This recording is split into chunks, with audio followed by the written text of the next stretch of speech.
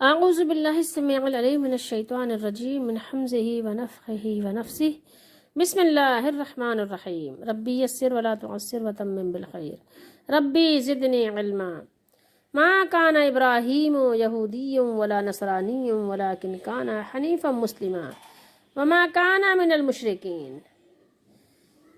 یہ قرآن مجید کی سورہ آل عمران کی آیت نمبر 67 ہے اور ترجمہ احمد رضا کا ہے۔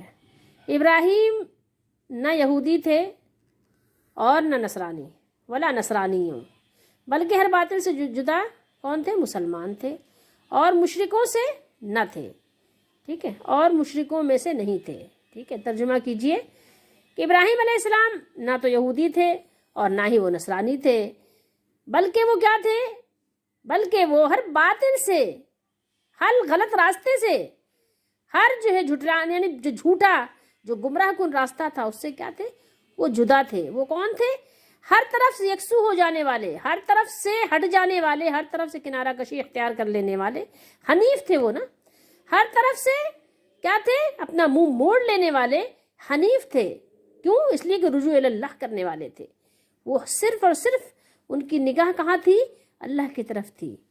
ان کا اللہ پر اتنا کامل یقین تھا، اتنا کامل بھروسہ تھا کہ آگ میں کودنے کا حکم دیا تو کود گئے آگ میں، اللہ کا نام لیا، حسبنا اللہ، حسبنا اللہ، ہمارے لیے کون کافی ہے؟ اللہ کافی ہے، حسبنا اللہ، حسبنا اللہ ونعم الوکیل۔ کیا ہی اچھا وہ کام بنانے والا کارساز ہے، وکیل ہے، کیا ہی اچھا، کیا ہی اچھا، نعم الوکیل۔ اور کہا بیوی چھوڑاؤ، چھوٹا سا بچہ چھوڑاؤ بیابان ایک وادی میں چھوڑائے۔ اتنا کامل بھروسہ، ہر طرف سے رخ موڑ کر کس کے ہونے والے؟ وہ حنیف تھے۔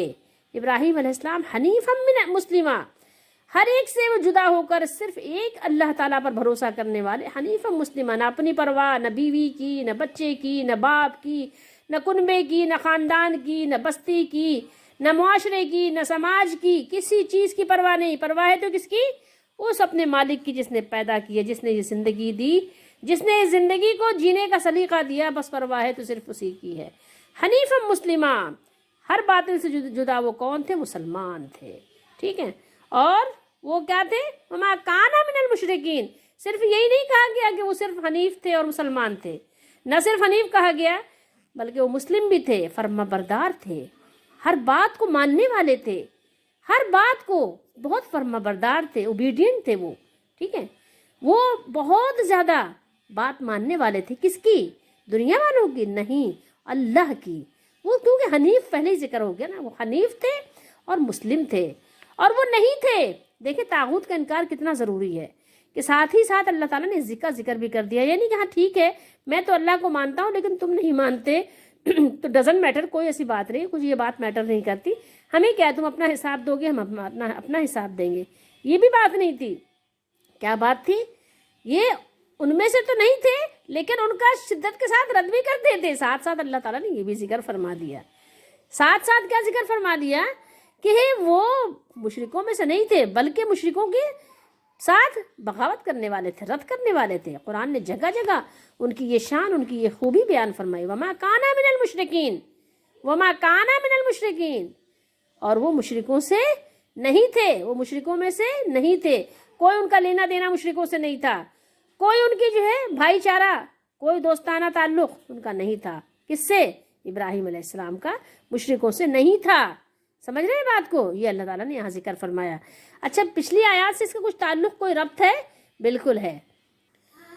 پچھلی آیات میں ہم نے تلاوت کیا تھا کہ یہودیوں نے کہا کہ ابراہیم علیہ السلام یہودی تھے، اور نصرانیوں نے کہا کہ ابراہیم علیہ السلام نصرانی تھے، ٹھیک ہے۔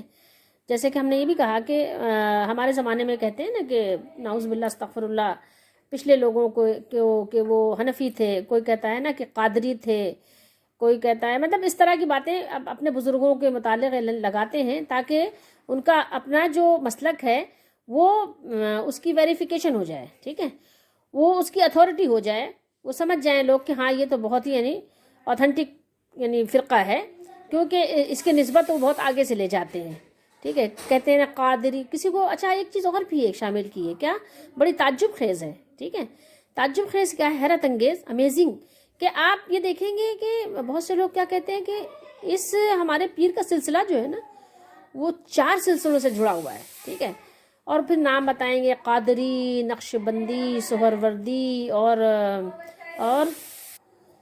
چشتی اور پتہ نہیں کون کون سے بہرحال ان کے سلسلے ہیں، اللہ ہی جانے کہ کچھ سلسلے کہاں سے آئے ہیں، کس شیطان نے اس کو ایجاد کیے ہیں، خیر بہرحال۔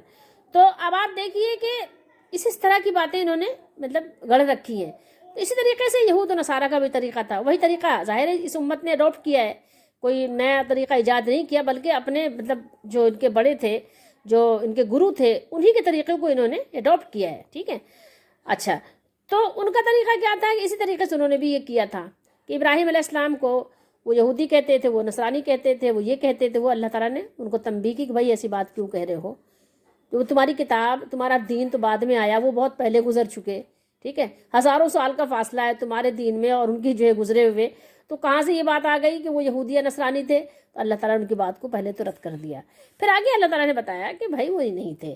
تو اصل معاملہ یہ تھا کہ حضرت ابراہیم علیہ السلام کے فضائل اور آپ کے کمالات کے سب معترف تھے، سب کو اعتراف تھا، اور سب اس پر متفق تھے کہ آپ کا دین ہی سچا دین ہے، یعنی ابراہیم علیہ السلام کو جو طریقہ تھا انتہائی سچا طریقہ، آتھینٹک طریقہ، ٹھیک ہے، اس پر چل کر انسان جنت ہی میں پہنچے گا، اس کے علاوہ کہیں نہیں پہنچے گا، اور آپ کا راستہ ہی سیدھا راستہ تھا، ٹھیک ہے، کہ آپ نے جس راستے کی پیروی کی وہ راستے میں ذرا بھی ٹیڑھ پن نہیں تھا، اس لیے اپنے آپ کو سچا ثابت کرنے کے لیے انہوں نے یہ طریقہ اختیار کیا کہ یہودی نے دعویٰ کیا کہ وہ یہودی تھے، اور ابراہیم علیہ السلام کے بارے میں نصرانیوں نے اپنے اپنے دعوے کیے۔ بہرحال آگے اللہ تعالیٰ نے خود ہی ان کے اس بطلان کو یہاں پر اللہ تعالیٰ نے اجاگر کر دیا، ٹھیک ہے، اس غلط دعوے کا اللہ تعالیٰ نے یہاں بطلان بیان کر دیا کہ یہودیت اور عیسائیت بعد کی پیداوار ہیں، حضرت ابراہیم علیہ السلام کا زمانہ تو صدیوں پہلے کا ہے، جب یہودیت اور نصرانیت کا وجود ہی کہیں نہیں تھا، اس لیے ان کو یہودی یا عیسائی کہنا تمہاری عقل کے بھی خلاف ہے، ٹھیک ہے، تمہاری عقل میں بھی یہ بات نہیں آنی چاہیے۔ بہرحال اور اللہ تعالیٰ جانتا ہے اور تم نہیں جانتے، ٹھیک ہے، تم کو کچھ نہیں پتا، اللہ کو پتا ہے، جس نے تمہیں پیدا کیا، جس نے تمہارے ہدایت کے لیے انبیاء مبعوث فرمائے، اور جس نے تمہاری ہدایت کے لیے کتابیں نازل فرمائیں، اسی کو معلوم ہے، اسی کی طرف سارے علم کی نسبت کرو، اور تمہاری بہتری اور بھلائی اسی میں ہے کہ اس کے فرما بردار ہو جاؤ، مان لو، منون ما کان ابراہیم یہودی ولا نصرانی۔ تو اللہ تعالیٰ نے یہاں بیان کر دیا، اوپر ان کی سب باتوں کو رد کرنے کے بعد یہاں ایک بات یہ اللہ تعالیٰ نے بالکل یعنی پختہ بات بیان فرما دی کہ ابراہیم علیہ السلام نہ یہودی تھے نہ عیسائی تھے، ٹھیک ہے، بلکہ وہ ہر باطل سے جدا بالکل ایک اللہ کے یکسو ہو کر اللہ کو ماننے والے مسلمان تھے۔ تو اس آیت میں ایک اشارہ یہ بھی ہے کہ یہود و نصارہ ابراہیم علیہ السلام کو اپنے اپنے گروہ میں شمار کرتے تھے، ٹھیک ہے، حالانکہ وہ سب مشرک تھے، ٹھیک ہے، ان سب میں شرک ایک ایسی چیز تھی جو مشترک تھی، کیونکہ انہوں نے اپنے اپنے مشائخ کو اور علماء کو اور اپنے اپنے بڑوں کو انہوں نے کیا کیا تھا، رب بنا لیا تھا، اور ان کے اقوال کو شریعت بنا رکھا تھا، جو وہ کہتے بس وہی شریعت ہے، بس وہی دین ہے، بس اس کے سوا کچھ ہو نہ ہو، زمین ٹلم زما ٹلم، لیکن ان کی بات نہ ٹلم، ٹھیک ہے، ان کا یہ حال تھا، اور پھر طرح طرح کے شرک ان کے اندر جو ہے وہ رچے بسے تھے۔ تو یہاں بھی اس یہود و نصارہ کے طریقے کے خلاف اس امت نے بھی کچھ نہیں کیا، اس نے بھی یہاں بھی ان کو جو ہے کیا کیا، فالو کیا یہود و نصارہ کو، کہ آج بھی اگر آپ دیکھیں تو آپ کو بہت سے ملیں گے ایسے کہ کیا کیا ہے کہ انبیاء کی قبروں کو، ولیوں کی قبروں کو کیا ہوا ہے، مسجدیں بنائی ہوئی ہیں، ٹھیک ہے، وہاں عبادت ہو رہی ہے، اب کس کی عبادت ہو رہی نہیں پتا، کہ قبر والوں کی عبادت ہو رہی کہ اللہ کی ہو رہی، جو چیز منع کی گئی تھی اسی کو جا کے انہوں نے کر لیا۔ یہود و نصارہ کا بھی یہی حال تھا، جو منع کیا گیا تو وہی کرتے تھے، ٹھیک ہے۔